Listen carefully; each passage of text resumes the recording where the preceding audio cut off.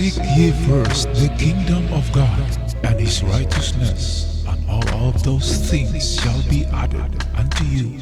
Magandang buhay mga katiyats. Welcome back sa ating channel para sa treasure marker analysis. Meron tayong natanggap dito na napakaganda. Ito'y signs, mga codes na naka-engrave sa mga tablets. Ang bato na yan ay kung hindi man yan simento, yan ay sandstone na nilagyan nila ng mga codes. Kaya kung totoo man ito at nahukay sa 2 meters deep, ito'y legit marker for Japanese treasures noong World War II. Bago tayo magpatuloy, shout out muna tayo mga katiyats kina Glenn Mario, Edgar Lagarto, Cirilo Jaom, Fermin Makasling, shout out kay Jacinto Pinya, Uncle Makasabi Vlog, kay Rico Mausisa, Raul Rangia, Vince Macabio, kay Luis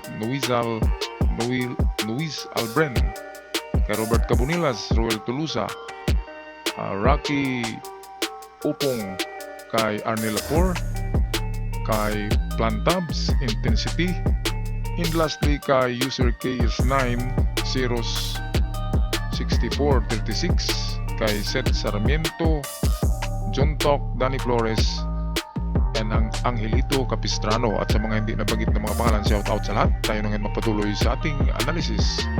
Okay mga katiyats, ito yung codex tablet. Ito'y tablet. Ito'y parang semento na malapad.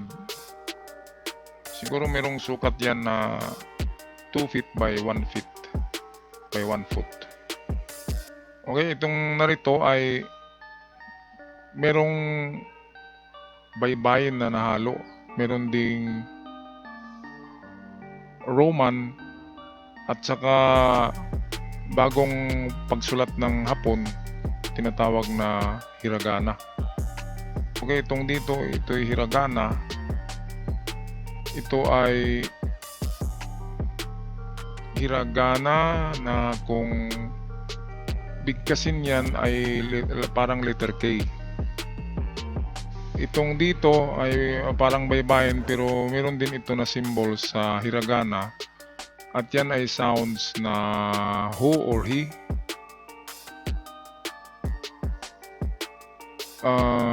Saan ba dito? Ito sa hiragana ay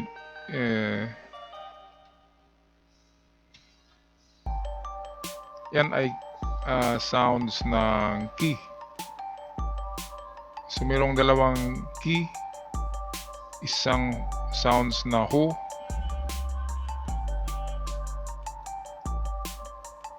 okay, at ang iba dyan ay mga Roman numerals na mga numero na yan. At itong Z, ginagamit yan na symbol din for Yamashita treasures. Distansya yan, nasa 5 meters distance kapag merong mga Z. Okay, kaya hindi tayo ang gumawa nito. Siguro ang ating pag-decode nito ay isang scratch lang. Parang na-scratch lang natin ang surface ng kahulugan yan.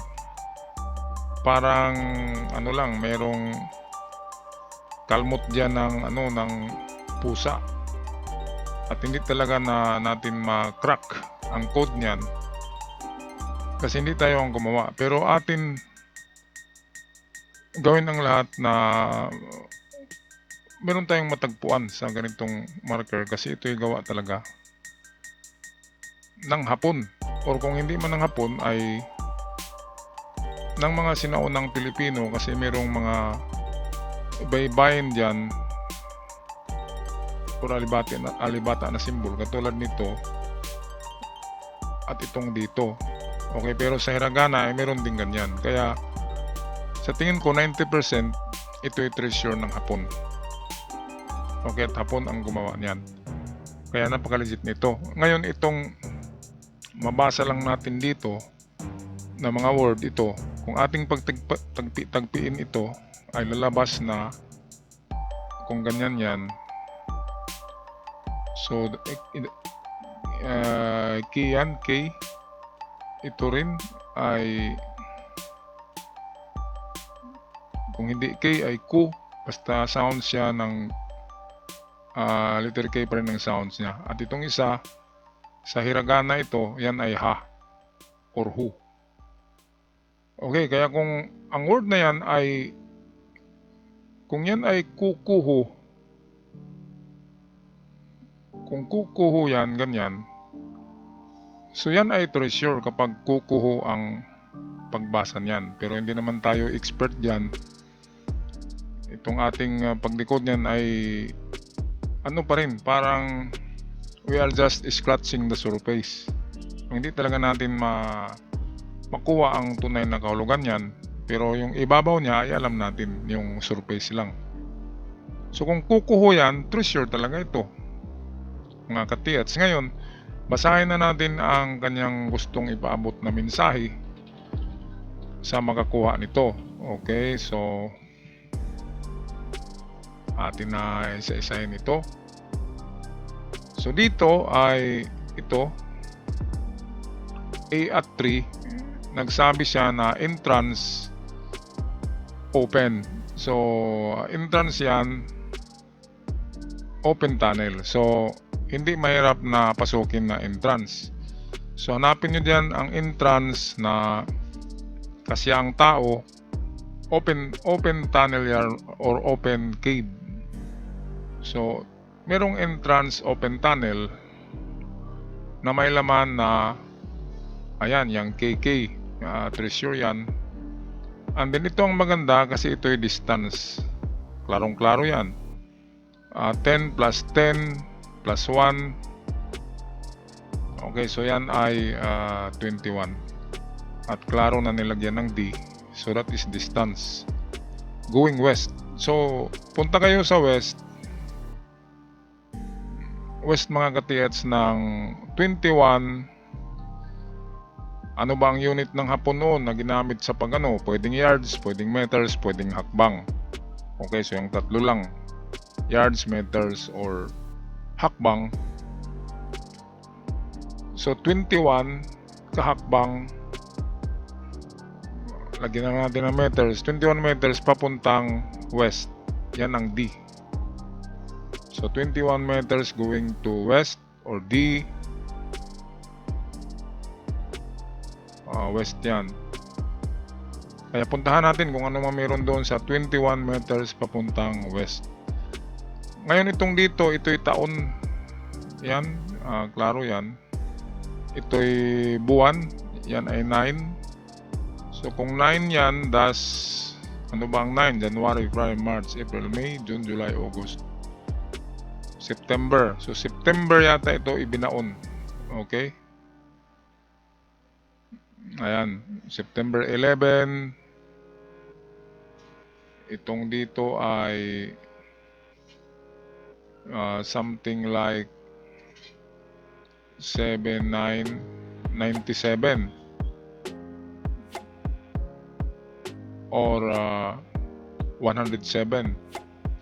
Bitin dito ang dapat itong pizza ay itong year dito yan dapat ay 42, 45 or 44. So dito 10 plus 5, 10 plus 7, 17. So iba kasi magsulat ang ang hapon ng kanilang taon. Kaya baka sa kanila ang equivalent dito ay 44, 42 or 43. Basta itong dito na portion ay yan ay kalendaryo nila yan. Punta tayo sa pangalawang row. Ito nakatalikod na bato. Yan yung C, nakatalikod yan. And then nakatalikod na bato is equal to ito, kung hindi ang litra, pwedeng sign for tunnel yan na nagaganyan. Pwedeng drawing ng tunnel yan. So, dalawang bato na nakatalikod is equal to ito, mayroon pa dalawa dito. So, dalawang bato nga yan, nakatalikod, is equal to a tunnel. Merong G5. So, ang tunnel galing sa bato na magkaharap. Ang tunnel ay 5. So tunnel ay 5. Distance yan. So 5 yards or 5 meters. Ngayon dito ay merong Roman na naman ito, Roman numerals. So dito ay 5, 5, 10, 14, 14 plus 5, 19. Medyo magulo na ito dito na ano. At merong, hindi natin ito malaman kung 3 or yan by 5. Dito inulit na naman ang treasure sign na items sa magkaharap na bato. Okay, kaya ito 10 na yan plus 11 is 21. So 21, ipagkabit-kabit natin yan. 21. Pareho to dito sa itaas. Ito. Kaya mahalaga ang 21 na ano na distansya diyan. Itong dito nagsasabi rin na 21. 21 din ito dito. So mahalaga ang 21 na itong numero sa distansya. Okay, kaya ang dito sa itaas ang sabi niya ay punta sa west in 21 meters. Kaya yan lang mga katiyats. Sa codex na ito ay nagsasabi siya na go west in 21 meters or yards. So yan lang ang kanyang ipinahiwatig. At ang sabi ay mayroong nakatalikod na bato or magkaharap na bato na sa gitna ang hukay. Ito yan, ating lakihan. Ito daw ay nahukay ng mga katutubo doon sa ano, sa bundok ng sa Luzon. Pero kung ito'y gawa lang ng mga katutubo, alam naman natin na rampant diyan ng ano, ang gold bar scam, lalo na sa pinatubo. Kaya ito hindi magkatugma-tugma ang mga ano dito. Ang pagkasulat ng Roman numerals ay parang hindi tama. Pero kahit paano ay napagtagpi-tagpi rin natin na lumabas na merong 21 meters or yards distance na ating papuntang east. At kung balikan natin tong ano, isa dito, ito mga ka-TH, dito natin makikita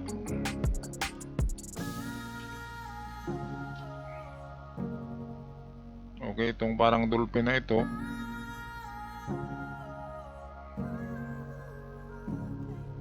okay, so atin ito lakihan. So kung tingnan ito ay parang dolphin lang siya.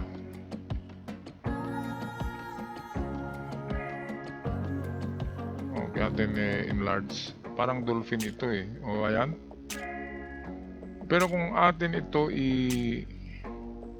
twist kunti mga ka-TH ay makita natin na okay, atin muna ito twist. Ayan, twist pa natin yan.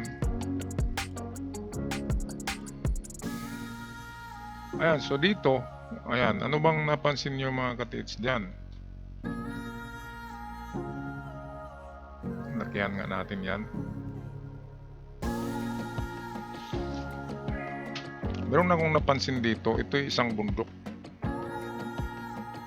Okay, lalo na nandyan yung araw. Mas maganda kasi yan ang palaging nilalagay nila sa kanilang mga stone map. At sa kanilang mapa, palaging mayroong araw kasi yan ang kanilang reference na east. Kasi ang Japan ay nasa east. The land of the rising sun ng Japan, kaya east ang location ng Japan. Kaya pag magbaon sila palagi, pero hindi lahat, palaging nakaharap sa east ang treasure. Okay, so ano bang meron dito? Maganda ito kasi related to kanina yung atin dinicode na mga codes. Ito, bumalik dito yung inulit na naman ito. Ang nakatalikod na C or nagharap na mayroong dot sa gitna. Okay, kaya ngayon napagtagpi-tagpi na natin lahat ang puzzle niyan. Yun pala ay hanapin natin to na bundok. Okay, ang hanapin nyo na bundok ay itong hugis dolphin. Okay, so meron siyang parang pagong pala ito. Nagaganyan, no? Merong malaking ano sa likod, bundok. Tapos sa harap ng malaking bundok ay maliit na bundok.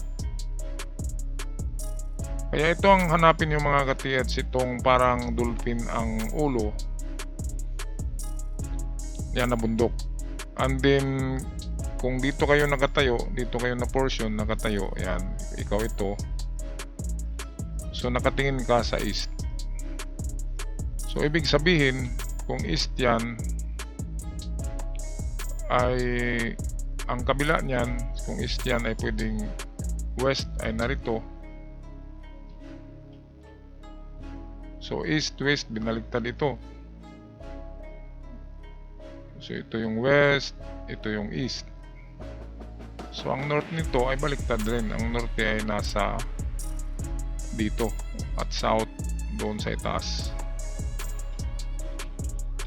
Okay, ngayon ang madali lang dyan ay sinabi kasi niya na mayroong bato, dalawa, at sa gitna ang item. So hanapin nyo ang bundok na yan at itong ulo, itong parang ulo, ito na area ang i-search nyo. Ayan, at hanapin ang dalawang bato, ganyan yan, na malalaki at sa gitna ang hukay dito. At kapag nakita nyo ang dalawang bato na ito na nandyan talaga sa itong parang ulo nitong ito, kapag nandyan ang dalawang bato na yan, 100% jackpot na.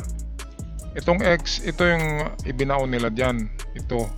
So pwedeng nilagay sa sako or sa banga na malaki or jar, yan ang nilagay dyan. At meron pa silang maliit dito, yan, giveaway yan. So yan, estimate nyo lang ang bundok. Sa kurbada itong nagaganito ay merong giveaway dyan sa malapit. Sa baba niya, ito yan. Pero ito yung sinasabi palagi sa codex, yung kanina doon sa tablet, na mayroong ganyan,